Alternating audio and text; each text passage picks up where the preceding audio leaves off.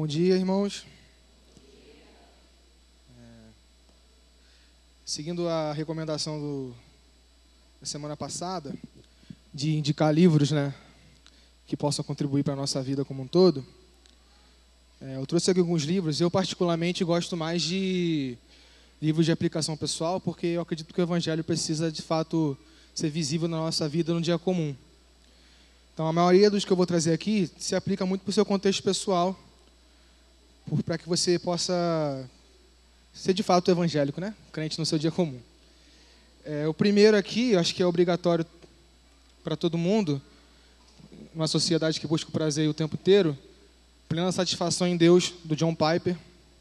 Ele tem um livro, se não me engano, Em Busca de Alegria, que é maior, que é isso aqui mais explicado, mas esse livro já te ajuda bastante a entender o que de fato é viver para a glória de Deus e tirar um pouco dessa ideia de que também ter prazer é errado. O que ele vai ensinar nesse livro aqui é ter prazer da maneira certa pelo qual Deus nos criou. O segundo livro, eu gosto de usar ele muito como devocional, que é do Emílio Garofalo Neto. Isso é Filtro Solar. Esse livro aqui ele vai falar sobre Eclesiástico e a perspectiva da vida debaixo do sol. Então esse aqui sim, ainda mais se aplica na vida comum. Como o livro de Eclesiastes, para a nossa geração aí, que muitas vezes tem crise existencial, crise de identidade, será que tudo faz sentido ou não faz? Ele vai ensinar aqui, de alguma forma, na perspectiva de Eclesiastes, como a gente vive uma vida debaixo do sol. Ele ajuda também a parar de demonizar algumas coisas que a gente acha que é ruim. A própria alegria é uma coisa delas. Esse aqui eu já li mais de 3 vezes, porque eu preciso. 6 Sermões contra a Preguiça, do Tiago Cavaco, que é o teólogo português reformado. Teve até no Brasil recentemente, num encontro bem aleatório, mas ele estava aqui no Brasil. E ele fala nesse livro da preguiça do jeito que ela é, pecado. E o quando ela atrapalha a gente na nossa vida, e mais uma vez, a enxergar ela como ela é, pecado. E às vezes a gente tende a passar um pano para a preguiça, e esse livro vai te ajudar a não passar pano. Mas, para não ficar só no contexto pessoal, eu também trouxe esse aqui, que é muito bom também, lendo Filipenses, do Antônio Carlos Costa. Ele vai fazer uma análise versículo por versículo sobre como a carta de Filipenses pode se aplicar para nós nos dias de hoje. Em termos de depressão, em termos de idolatria política, é necessário esse livro para sabermos onde nós colocamos nossa esperança, porque ele é bem contextualizado. Essa é uma das indicações. Leiam a Bíblia também, importante. Amém. Como o Daniel disse, a gente está numa série de sermões sobre o Sermão do Monte. E para nós, o Sermão do Monte, ele tem uma perspectiva de que é a lei do reino de Deus. Jesus, quando está pregando para os seus discípulos, e isso é muito importante porque, embora ele pregue no monte para as multidões, a Bíblia é clara em dizer que ele se dirigia aos seus discípulos. Então, o que ele está dizendo ali é a lei do reino de Deus e também é a forma como ele queria que os seus discípulos vivessem e andassem. Existe um termo que as pessoas usam, quando falam do Sermão do Monte, de que ali Jesus estava instaurando uma nova lei. É possível entender, sim, esse sentido, mas é até perigoso dizer que ele estava dizendo uma nova lei. Porque o mesmo Jesus vai dizer que ele não veio abolir a lei de Moisés, mas cumpri-la. O que Jesus está fazendo no Sermão do Monte, acima de tudo, é deixar mais claro e literalmente encarnando a lei, porque ele era a própria lei e ele cumpriu a própria lei. Então, para os seus discípulos, ele está dizendo ali o tipo de comportamento que vai guiar o reino de Deus. A gente entende que esse reino foi começado por Jesus, está sendo implantado e a sua consumação só vem quando Jesus retornar de fato e governar as nações. O começo desse reino, no Sermão do Monte, a gente percebe algo muito claro. Porque como ele é a lei do reino de Deus, mas ao mesmo tempo Jesus não aboliu a lei de Moisés, ele cumpre, o que ele está fazendo aqui no Sermão do Monte é explicando para a gente, mais uma vez, deixando cada vez mais claro. A lei de Moisés, muitas vezes, ela é interpretada como uma lei difícil, uma lei pesada. E a primeira coisa que Jesus, de alguma forma, ressignifica ou nos ajuda a entender melhor, acho que essa é a palavra certa, é que a lei de Deus não é pesada, porque quando ele começa a falar a lei do reino de Deus, a primeira coisa que ele fala é bem-aventurados, que na sua tradução literal é mais do que felizes. O que ele está dizendo quando ele começa a falar sobre a lei do reino de Deus, ou traduzir a lei para nós, a lei não é pesada, a lei te dá felicidade. É mais ou menos isso o que Davi vai dizer no Salmo 19, acho que versículo 8, que os preceitos do Senhor são justos e dão alegria ao coração. O Salmo 119 vai dizer o tempo inteiro do prazer que ele tem na palavra e na lei do Senhor. Isso no Antigo Testamento. Davi, de alguma forma, ele tinha, a gente conhece Davi por ele ter um olhar revolucionário a respeito da graça no tempo de lei. E o que Jesus está trazendo aqui, no começo do Sermão do Monte, a lei é sim prazerosa. E o meu reino é um reino de pessoas felizes. Mesmo que em meio à perseguição, mesmo que em meio às contrariedades, mesmo que em meio às lutas, o meu reino é um reino de pessoas felizes. Nós precisamos ter isso em mente, porque Jesus não faz nada em vão. Jesus sabe o que ele está falando. Se ele dá uma ordem para as coisas que ele está falando, ele tem uma prioridade. E há alegria no reino de Deus. E foi mais ou menos sobre isso que aprendemos, sobre bem-aventuranças na semana passada, sobre termos essa mente e o coração em Jesus. E mais uma vez, esse sermão ele está se dirigindo aos seus discípulos. Ele olha para os seus discípulos e vamos dizendo, você vai ser mais do que feliz se você fizer essas coisas. Por quê? Porque isso é um requisito para o que ele vai dizer logo em seguida. Ser discípulo do Senhor. E é por isso que eu convido você a abrir sua Bíblia em Mateus 5. Nós vamos ler do 13 ao 16. Enquanto você abre a sua Bíblia, é uma informação importante que chegou recentemente, é que o censo do IBGE diz que os evangélicos crescem, é a religião que mais cresce no Brasil nesse momento, superando o nível de crescimento nos católicos. Os católicos ainda são maiores, tem 50%, 56%, se eu não me engano, mas os evangélicos são os que mais crescem no Brasil. Isso precisa refletir um pouco com o que a gente vai falar aqui agora.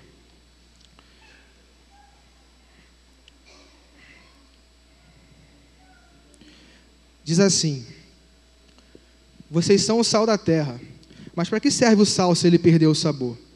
Pode torná-lo salgado novamente? Não. Será jogado fora e pisado pelos que passam, e não servirá para nada. Vocês são a luz do mundo, como uma cidade no alto de uma colina que não pode ser escondida. Ninguém acende uma lâmpada e depois a coloca sobre um cesto. Pelo contrário, ela é colocada num pedestal, de onde ilumina todos os que estão na casa. Da mesma forma, suas obras devem brilhar, para que todos vejam e louvem seu Pai que está no céu. É muito importante aqui a gente contextualizar um pouco sobre o que Jesus está falando. É normal que, no tempos de hoje, a gente use o sal só para salgar, só para dar tempero para a comida. Só que na época de Jesus, o sal não tinha somente essa função. Uma das funções do sal, e uma das principais funções do sal, era de preservar os alimentos. Eles não tinham geladeira, ainda mais pelo clima desértico, não tinha nem como gerar gelo, não era uma Alasca da vida. Então, eles tinham que preservar os alimentos, a comida de alguma forma. E o sal era uma das ferramentas disso. Além de dar tempero, a gente sabe que sal é uma coisa que dá sede também. E além de dar sede, o sal só tem a sua função uma vez que ele está perto. Não existe sal à distância. A luz ela até ilumina a uma certa distância, mas sal não. Sal precisa estar perto. Esse contexto é interessante para a gente analisar, que talvez esse tema sal da terra e luz do mundo, ele deixe já você um pouco mais retraído, porque sempre é uma coisa meio infantil, né? Eu lembro que eu estava pensando sobre essa palavra, aí eu sempre via criancinhas fazendo peças de sal da terra e luz do mundo, tipo Samuelzinho de saleiro, assim, e alguma criança segurando uma lâmpada. Só que isso talvez torne infantil, porque Jesus usa uma metáfora, e você gosta de coisas mais literais ou não, mas é muito importante atentar somente uma coisa, o sentido que Jesus está falando das coisas aqui. Então, quando ele está falando que a gente é sal da terra, e ele vem falando do seu reino, sobre pessoas que são felizes mediante a tribulação, que exercem misericórdia e tudo mais, ele está falando de pessoas que vão conservar valores do reino de Deus numa sociedade corrompida. Porque assim como o sal, evitava a comida de se corromper, de se apodrecer, os seus discípulos seriam pessoas que evitariam o mundo de se perderem, de conservar, de apodrecer. A gente tem pela história vários casos de pessoas, discípulos do Senhor, que acabaram com a escravidão, por exemplo. A escravidão é claramente uma distorção causada pelo pecado. E porque tinham discípulos do Senhor, amigos de Deus, alguns países aboliram a escravidão. É certo que também existe um contrário, mas o que eu quero mais tentar é que verdadeiros discípulos do Senhor conservam as coisas de Deus, o reino de Deus. Quando ele fala de luz também, a gente precisa entender o contexto daquela época. Porque hoje é normal que até em lugares no dia a gente tenha acesso a uma luz elétrica. Mas no tempo de Jesus a luz era algo escasso. Quando escurecia, acendiam-se tochas, mas isso não é o suficiente, né? Até porque você deve ter ficado em casa sem luz e você acendeu uma velinha e aquilo ali foi só para você não bater nos móveis e olhe lá. Mas a escuridão, ela causa esse transtorno, causa essa agonia de não ver o caminho, de não ver o que está acontecendo. Então, o que Jesus está dizendo aqui é que assim como uma luz em tempos muito escuros, como daquela época, ilumina e direciona pessoas, assim os discípulos dele também são. E ele vai dizer que ser sal e luz é fazer com que as obras que nós praticamos sejam vistas a ponto delas glorificarem a Deus. Está muito claro isso aqui para todo mundo? O que é ser sal e o que é ser luz? Então, o censo do IBGE cresceu, né? Os evangelhos estão crescendo. Então, acabou a pregação aqui. Está tudo certo. Posso ir embora, Juan? Posso ir embora? Deixa eu ir embora. Está tudo certo. A gente está crescendo no Brasil. Está tudo uma maravilha. Porque eu moro no Rio e não tem violência no Rio. A igreja cresce no Rio, mas a violência também está acabando com o crescimento da igreja. O número de adultério entre crentes está acabando também, porque a igreja cresce, o IBGE falou isso para mim. E se Jesus mandou eu ser sal e luz, e eles têm que ver as minhas obras, e as pessoas veem as obras da igreja, não veem? A igreja faz muita caridade. Tem sempre quem fale mal da igreja, mas tem que sempre passar um paninho. Não, mas eles ajudam. Uma frase que comunista gosta de usar muito é: eles chegam onde o Estado não chega. E de fato chega. Eu não vou entrar por essa porta. Mas a igreja chega nesse lugar. Então a igreja realiza obras, mas por que não é visível? E por que as pessoas não estão dando glória a Deus quando veem algumas das nossas obras ou quando veem um crescimento? E aí, eu acredito que muito disso se dá por 3 fatores. Eu estou falando 3, mas pode ser que eu fale mais. Primeiro a nossa fé não é genuína o suficiente. Aí você abre em Tiago 2.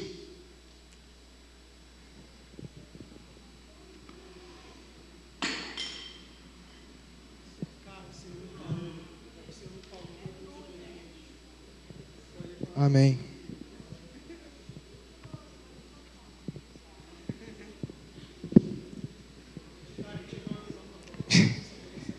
Amém, amém, amém, amém. É um sinal. Tiago 2. Isso aí. Tiago 2, versículo 14 ao 26, diz assim: de que adianta, meus irmãos, alguém dizer que tem fé se não tem obras? Acaso a fé pode salvá-lo? Se o irmão ou irmão estiver necessitado de roupas de alimento de cada dia, e um de vocês lhe disser: vá em paz, aqueça-se e alimente-se até satisfazer-se, sem poder lhe dar nada, de que adianta isso? Assim também a fé por si só, se não for acompanhada de obras, está morta. Alguém dirá: você tem fé, eu tenho obras. Mostre-me a sua fé sem obras, e eu lhe mostrarei a minha fé pelas obras. Você crê que existe um só Deus? Muito bem, até os demônios creem e tremem. Insensato, quer certificar-se de que a fé sem obras é inútil? Não foi Abraão, nosso antepassado, justificado por obras, quando ofereceu seu filho Isaque sobre o altar? Pode ver que tanto a fé como as obras estavam atuando juntas, e a fé foi aperfeiçoada pelas obras. Cumpriu-se assim a Escritura que diz: Abraão creu em Deus, e isso lhe foi acreditado como justiça. E ele foi chamado amigo de Deus. Vejam que uma pessoa é justificada por obras e não apenas pela fé. Caso semelhante à de Raabe, a prostituta. Não foi ela justificada pelas obras quando acolheu os espias e os fez sair por outro caminho? Assim o corpo sem espírito está morto, também a fé sem obras está morta. Um dos primeiros sinais de que as nossas obras podem não ser genuínas e por isso não dão glória a Deus no mundo, é que a nossa fé pode não ser genuína. A nossa fé pode estar baseada em recompensas materiais.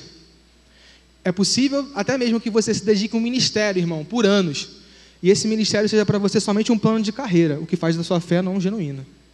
E é por isso que o seu ministério, embora externamente tenha obras, ele não gera frutos genuínos, porque a fé não é genuína. Diante dessa situação, Tiago vai dizer que Abraão e Raabe, por exemplo, tiveram a sua fé justificada pelas obras que fizeram. Essas situações aqui, irmãos, só lembrando bem, você já sabe, mas eu vou lembrar de novo.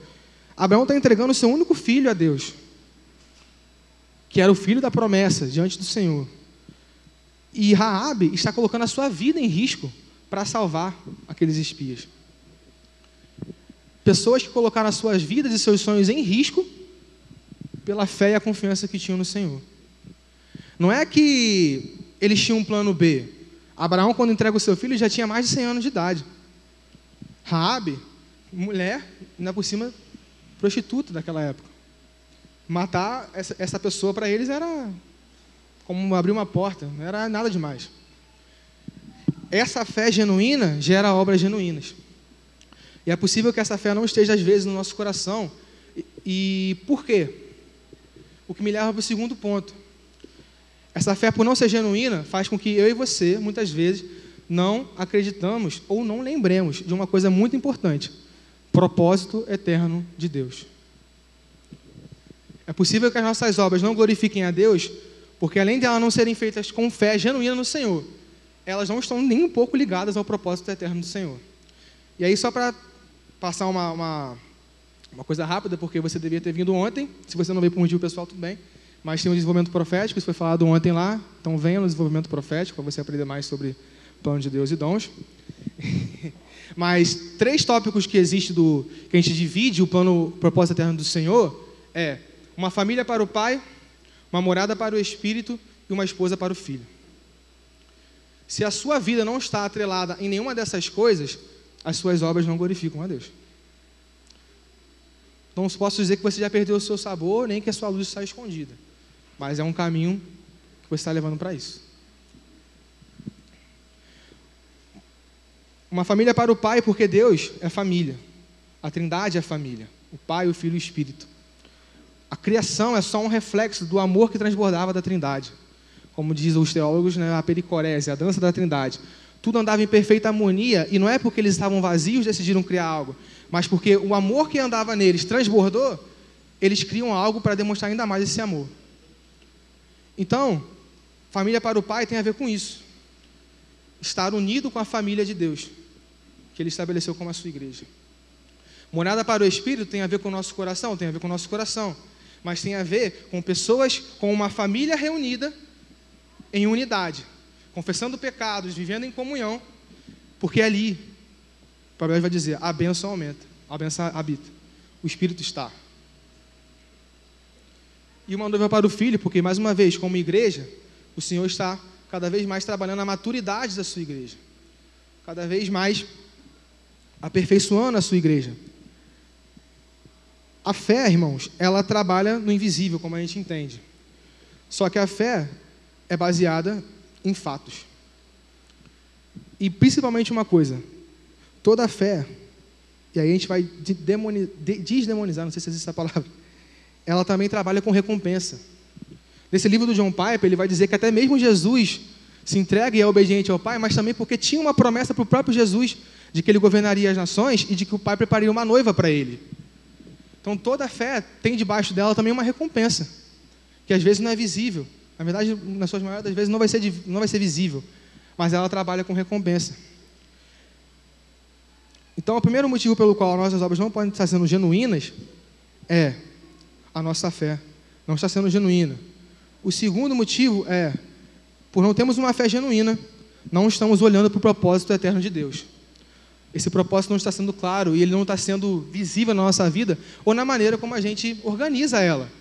ou na maneira como a gente organiza nossas finanças, no que a gente pensa sobre casamento, sobre profissão. O propósito de Deus, ele é tão deixado de lado no nosso coração, que todo mundo aqui, e eu me incluo nisso, trabalha por dinheiro, certo? Trabalha por dinheiro. Mas, Mateus, isso não está errado, porque a Bíblia diz que o trabalhador é digno do seu salário, de fato ele é digno do seu salário. Mas a gente trabalha por dinheiro e a gente quer o quê? Aumento. A gente quer ganhar mais. Mas diante do propósito de Deus, qual é a perspectiva que a gente tem? Uma vez que o Senhor busca salvar não só o Duque de Caxias, Rio de Janeiro, mas como as nações.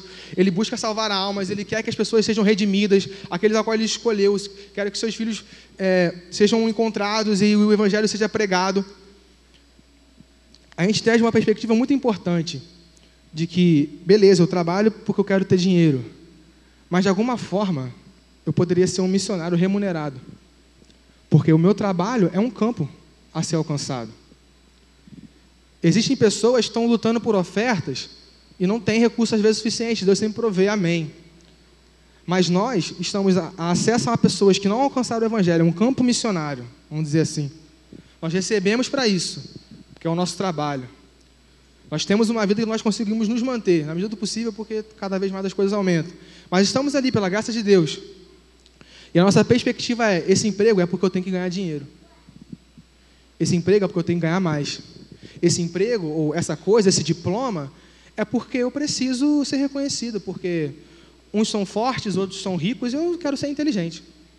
Minha dádiva é inteligente. Não meu, né? Alguém. Mas essa é a perspectiva de tudo que a gente tem na vida. Ter algo para ser algo. Quando o Senhor coloca recursos na nossa mão, por propósito dele. Então, você poderia estar sendo um missionário remunerado, CLT, com vale alimentação.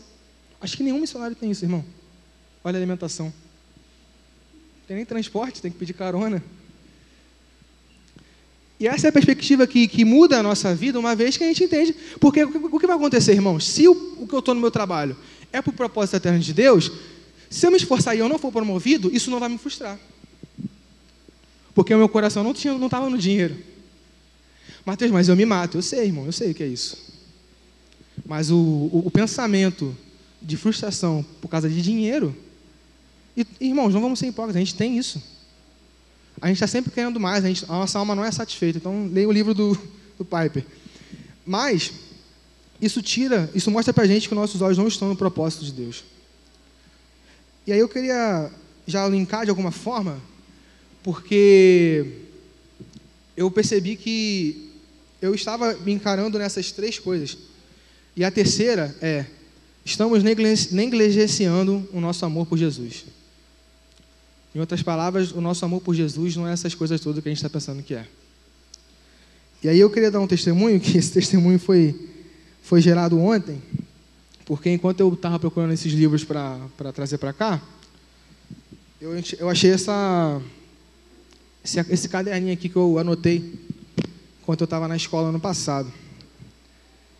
E aí, inconstante como sou, não anotei todos os dias, mas algumas coisas importantes eu anotava e falava, isso aqui merece uma anotação.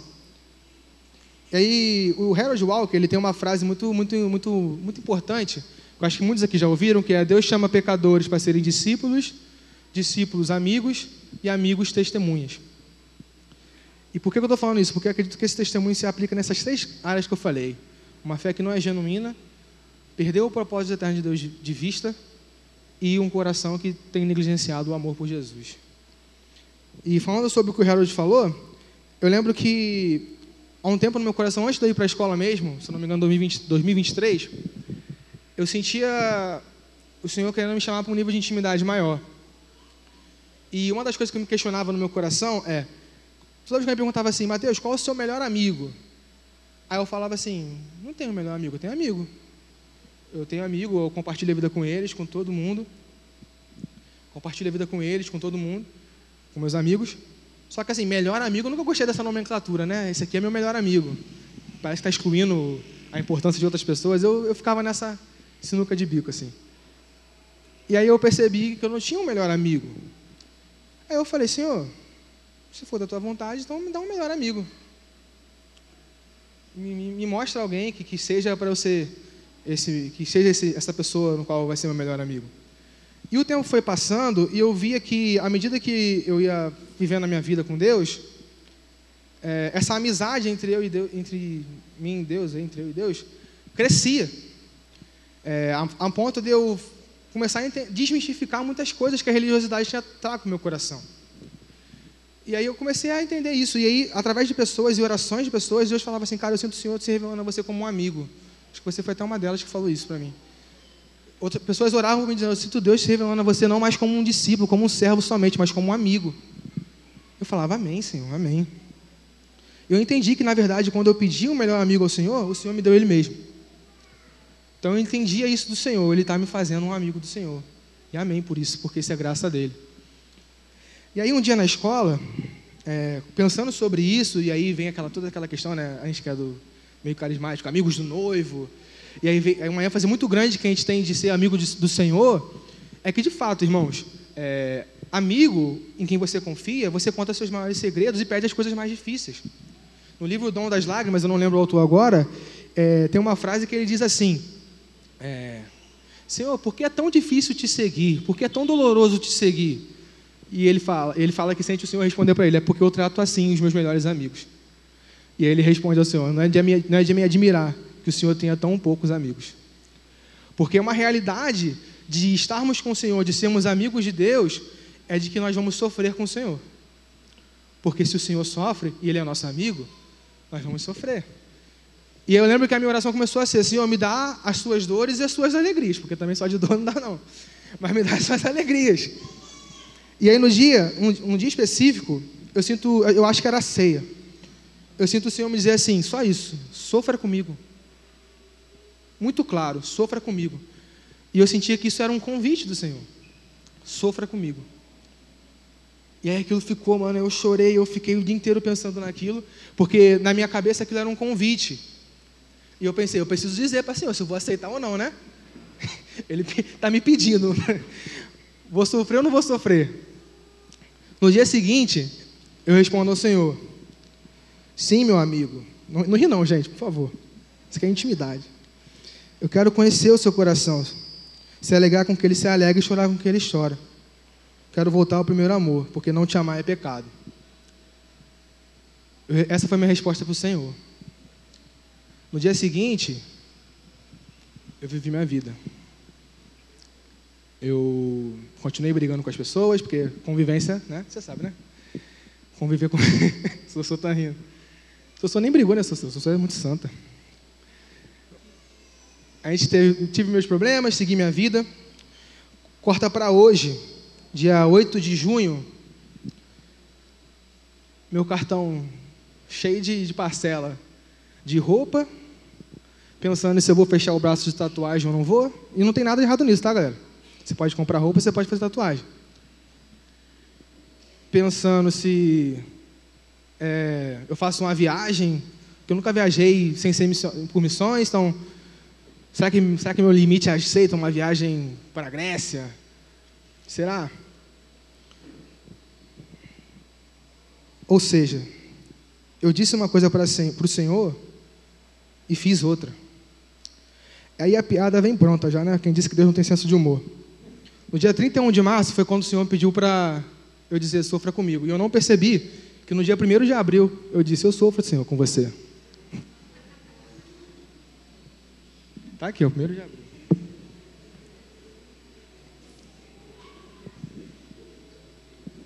Não que Deus está me zoando. Dia 1º de abril é o dia da mentira. Você já mentiu para Deus, irmão? Você já prometeu alguma coisa que você não cumpriu?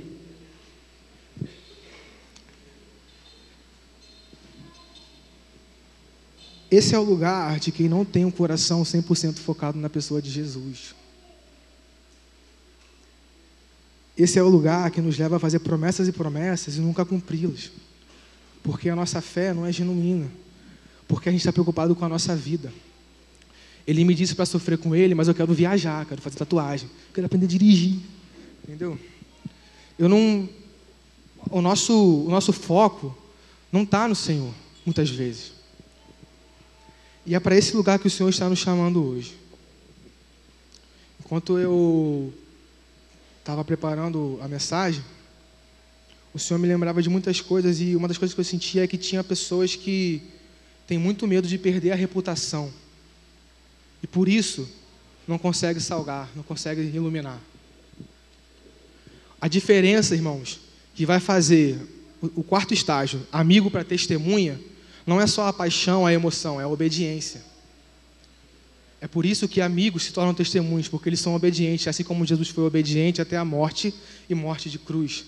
É certo que no Brasil não existe perseguição aflorada como no Oriente Médio, em outros países da África Ocidental, Oriental, enfim. Mas qual o tipo de martírio que o Senhor está pedindo para você, que a tua reputação não quer deixar você perder? É alguma promessa vazia que você fez? Você disse, eu nunca vou fazer isso, e às vezes a coisa era até genuína, mas porque você falou que eu nunca ia fazer, você não quer mais fazer. Um dia você disse, eu nunca vou fazer isso, porque ser pastor dá muito trabalho, eu nunca vou ser missionário, porque ser missionário é vida miserável. E se for, irmão, você está disposto a abrir mão disso, do seu orgulho, da sua reputação, da promessa vazia que você fez a você mesmo, que não vale de nada? Deus, quando prometeu algo a nós, prometeu jurando por Ele mesmo, porque o nosso nome não tem valor algum. E deixa eu te falar uma coisa muito sincera sobre a sua reputação. Ninguém se importa, irmão. Porque se você for devasso, se você for adúltero, se você for ladrão, mas você fizer algo que convém para alguma pessoa, essa pessoa vai te elogiar, irmão. Então, reputação não é algo relevante nos nossos dias de hoje. Não a boa reputação, como diz a palavra de Deus. Nós temos que lutar por uma boa reputação. Mas a reputação que você constrói em cima de nada é um castelo de areia. E o que nós estamos chamados a ser é edificado sobre a rocha. O Senhor está nos chamando para um lugar tão firme que não importa o que aconteceu, se o meu sonho foi frustrado ou não, se a minha ambição pessoal foi frustrada ou não, se eu vou ter que me contradizer, porque eu disse que nunca mais ia pisar no campo missionário de novo, mas está eu aqui. Porque eu sinto isso, assim como Jeremias falou, quando eu pensei em não anunciar a sua palavra veio como fogo em meus ossos. Porque assim é o Senhor, você não vai ter paz, irmão, enquanto você não estiver vivendo para a glória de Deus. E isso inclui tudo na nossa vida. O Senhor nos tira a paz, Ele não tem problema com isso. O Senhor não tem problema de me forçar a dizer que eu fiz uma promessa no dia 1º de abril. Porque esse é o nosso coração muitas vezes, é mentiroso sim, é enganoso. Ele é tão bom em mentir, porque a gente consegue se enganar, irmãos. A gente consegue fazer coisas piedosas com o coração todo errado, mas porque é piedoso dizer que está fazendo a coisa certa. E é por isso que as nossas obras não geram fruto às vezes. Porque não estão com o coração. O coração no lugar certo. Quando Jesus está começando a falar do Sermão do Monte, implantar a lei do reino de Deus e trazer a sua essência, encarnando a lei, Ele está dizendo, não é só sobre a prática, é sobre um coração correto. Por isso que não é só não matar, tem que não se irar, irmão. Tem que evitar a ira. Não é só não adulterar de fato. Olhou para a mulher com desejo impuro, se arrepende. Purifica o seu coração, larga o desejo impuro. O tempo da graça é visto como um tempo de libertinagem, erroneamente por muitas pessoas, porque ele é mais pesado. Porque antes era muito relacionado à prática, agora está relacionado ao coração. E a Bíblia vai dizer que enganoso é o coração. E mais uma vez, a gente pode usar coisas piedosas como motivo para fazer coisas erradas. Se nós não cuidarmos do nosso coração, se nós não formos submissos ao que o Senhor está querendo, não adianta de nada. O sal vai perder o seu sabor, a luz vai ficar apagada ou escondida, e as obras que glorificam a Deus não serão vistas. E esse é o perigo de nós como igreja e de orarmos por a igreja de certa forma. Porque é uma tentação querer salgar e iluminar. E aí é uma tentação de eu te falar assim, como Jesus falou aqui, né? Coloca num lugar alto. Você nasceu para brilhar. Deus quer te colocar num pedestal. Deus quer te elevar. Mas isso não é a verdade. Porque tanto o sal quanto a luz, eles têm a sua função e são muito úteis. Porque uma comida sem sal não tem graça nenhuma. E um lugar escuro onde você não enxerga, também não tem muita graça. A menos que seja para dormir. Nós não somos os que dormem. Então, o que o Senhor está dizendo aqui para a gente é, ninguém fica olhando para a luz aqui, ó. E se ficar, deu ruim. Vai ficar cego, irmão. A gente olha para o que está ao redor e pelo que ela mostra, pelo caminho que ela direciona. Assim como a gente não elogia uma picanha e fala assim, nossa, que sal, parabéns, sal. A gente elogia a picanha, o churrasqueiro, enfim. Porque essas coisas não têm fim em si mesmas, apenas são ferramentas que glorificam a Deus. E esse lugar É difícil, irmãos. É difícil porque a gente busca reconhecimento. Mas, mais uma vez, o reconhecimento, a recompensa, ela não vem dessa terra. Em Hebreus vai dizer que tanto Abraão quanto Raabe fizeram o que fizeram, porque tinham fé sim, mas porque aguardavam uma recompensa que não vinha desse mundo. E é nesse lugar que a gente se coloca. E eu queria estar orando com você nesse momento. Porque eu sinto que, mais uma vez, há pessoas aqui que estão lutando contra a sua reputação, contra o medo de perder algo. E existem pessoas aqui que eu sinto que precisam renovar os seus votos com o Senhor. Porque um dia você fez promessas ao Senhor e você não as cumpriu. E aí, se eu te falar uma coisa, o Senhor previu isso também. O Senhor nunca é pego de surpresa. O Senhor sabe o que Ele está fazendo. Ele previu que Pedro negaria, mas Ele não desistiu de Pedro. Não só não desistiu, como contou sobre você. Apacenta as minhas ovelhas. E assim como Pedro, assim como Jesus é insistente com Pedro, Pedro, tu me amas. Pedro, tu me amas, tu me amas. O Espírito é insistente conosco. Eu acho que Ele faz-nos essa pergunta para mim e para você. Tu me amas? Então apacenta as minhas ovelhas. Aquele que ama o Senhor, Jesus vai dizer, aquele que me ama, obedece os meus mandamentos. E é esse lugar de obediência que o Senhor está nos trazendo nessa manhã. Uma obediência que nos leva a perder tudo por amor do Senhor. Uma obediência que nos submete até mesmo a renunciarmos às nossas mínimas vaidades. Porque tudo pode nos ser lícito, irmão, mas nem tudo nos convém. Essa pode ser a nossa diferença do que estamos vivendo. Às vezes o Senhor está pedindo para você renunciar a coisas que te convêm. E por ser tão conveniente a você, você não quer abrir mão. Mas é necessário que aquele que se aproxima de Deus acredite que Ele é galardoador daqueles que o buscam. Significa que a recompensa dos que buscam a Deus é o próprio Deus. Não existe nada mais precioso do que ser às vezes constrangido pelo Senhor, mas com um discernimento de que está no caminho certo, de que está andando da forma certa. E é esse lugar que o Senhor está nos levando nessa manhã, de quebrantamento, porque um celular novo, irmão, até tatuagem desbota. Eu acho que eu vou fazer, tá? Não estou falando que fez tatuagem, não. Mas o coração não pode estar nessas coisas, porque se a minha felicidade depende disso, assim como Paulo dizia, se eu espero de Cristo só para essa vida, eu sou o mais miserável de todos os homens. Cristo morreu em vão, entre aspas. Porque que vida é essa que eu vivo, que só pensa se eu vou ganhar mais 1.000 ou 2.000 a mais? Que vida é essa que eu vivo, se só pensa se eu vou ser bem realizado, se vão me elogiar ou não vão me elogiar? Tudo isso é passageiro, mas o que importa de fato é viver uma vida diante do Senhor. O chamado a ser sal da terra e luz do mundo, a fazer obras que glorificam a Deus, acima de tudo, é um chamado de renúncia e sofrimento. Porque não existe evangelho sem cruz. E o que é a cruz, senão o próprio Deus abrindo mão dele mesmo para se dar por nós?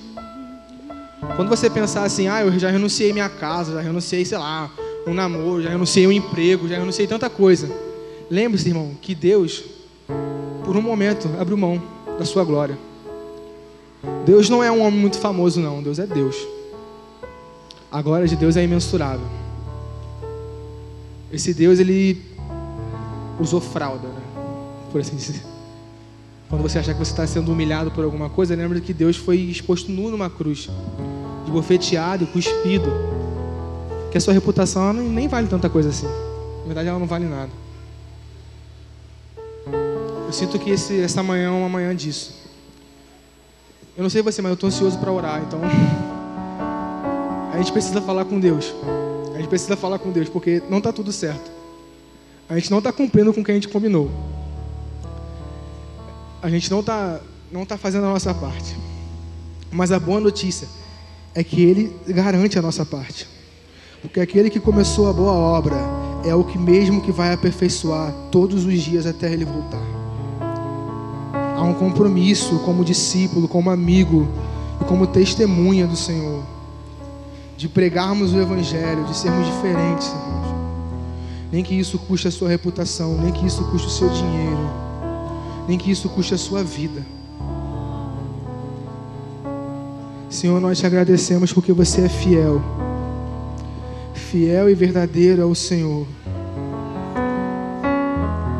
Nós te agradecemos porque o Senhor não desistiu de nós, apesar de nós. A missão é sua. A missão é toda sua e é o privilégio. Nos perdoa, Senhor, porque nós olhamos para essas coisas como demanda e não como privilégio. O teu reino não é uma demanda, o teu reino é um privilégio. É tudo o que ansiamos. Um governo justo, de um rei amoroso. Obrigado, Senhor, por nos incluirmos nessa missão, Jesus. Obrigado porque você é fiel. Obrigado porque você é bom. Obrigado, Espírito Santo, por nos mostrar o Cristo. Obrigado, Cristo, por nos mostrar o Pai. Obrigado, Pai, por nos dar o Filho. Nós somos gratos a você, Jesus, por tudo que você fez, por tudo que você tem feito. Nós não sabemos o amanhã, Jesus, da nossa vida como um todo, mas o final nós sabemos. Você vem e triunfará, e reinará e governará sobre as nações. E nisso colocamos a nossa esperança, no dia do Senhor, no dia que o Senhor enxugará dos olhos toda lágrima.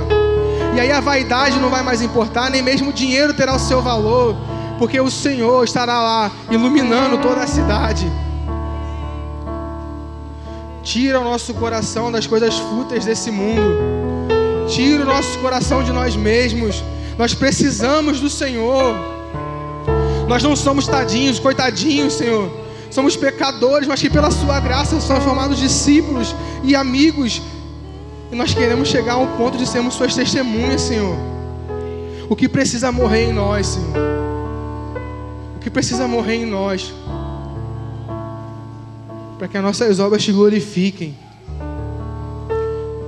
Para que tudo que não tem sentido nesse mundo comece a ter sentido no Senhor. Nos ensina, Senhor, nos ensina, nos ensina.